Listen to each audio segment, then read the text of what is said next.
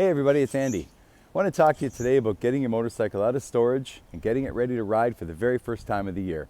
It's a really exciting time, believe me. I've been doing this for a long time, and I just like you, look forward to that first ride of the year. What I'm going to encourage you to do is take a close look at the motorcycle, make sure that it's safe to go before getting on the bike. It's really important because you don't want to end up getting on the bike and finding out there's some sort of a problem that's going to cause you a fall, or perhaps even just cause you a mechanical challenge that puts your bike out of commission for the rest of the season. So this is a really quick and easy thing to do. I would suggest if you spend 10 or 15 minutes and go through this, it's well worth the effort.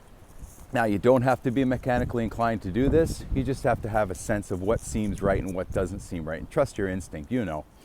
I use a green, amber, red system, and I use a checklist, which I'm going to show you in just a moment. Now, if something is good and it's ready to go, I just check it off as green. If something needs a second look, I'll mark that as an amber. And if something is really out of sort that I know I cannot deal with, it becomes red. So an example of something that might be amber would be my tire pressure, maybe a burnt out signal bulb, or some fluids that need to be topped up. And those would be just marked as yellow, and I can later make those green. And if there's something I can't fix, it goes red. Now remember, you don't ride the motorcycle until everything is green. So let's take a close look at the motorcycle here. And we'll start off using a system we call T-Clocks. And it's just a simple way to help you remember some of the things to check. I do have a checklist made out. If you'd like a copy of it, just put it in the comment section. I'm happy to send it to you. But the first thing we're going to look for is our tires. And there's three things I'm looking at in the tires. One is the actual sidewall. Okay, so we're just checking all around the edge, both sides, to see if there's any crack, wet, excess wear and tear. We're also going to look at the tread to make sure that they haven't gone beyond that wear bar. And third, and most importantly, going to use one of these really simple little tire gauges. Check the sidewall. It'll tell you what the recommended PSI is, usually probably around 40 or 42, and make sure that that tire is at the correct inflation. Make a note on your sheet if it needs to be fixed or anything needs to be addressed further.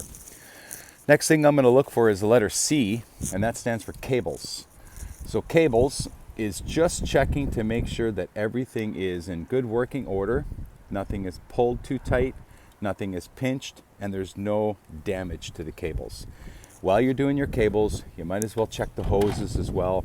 You will notice some hoses, in this case going to the radiator, and just make sure those are all in good condition as well. Once again, if you see something that needs attention, just make a note of it. You don't have to fix it right this second. Next thing is called L. So that stands for lights.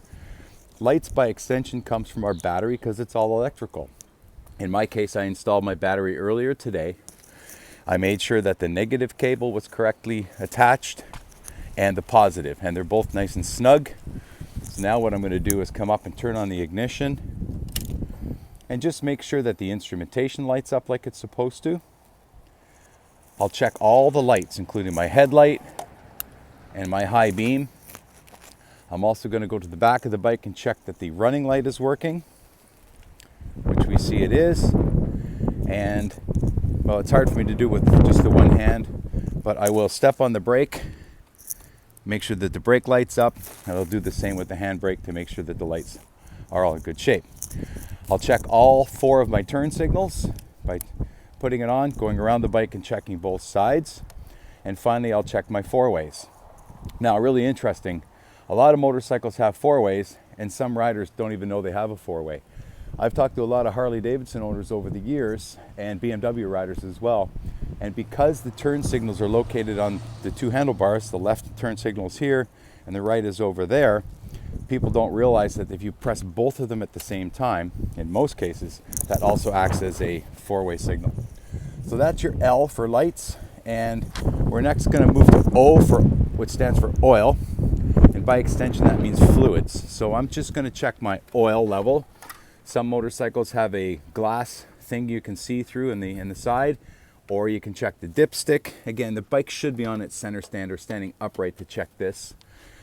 Other types of fluids can include radiator fluid, coolant, and then up on the handlebars you're going to see your brake fluid and your clutch fluid.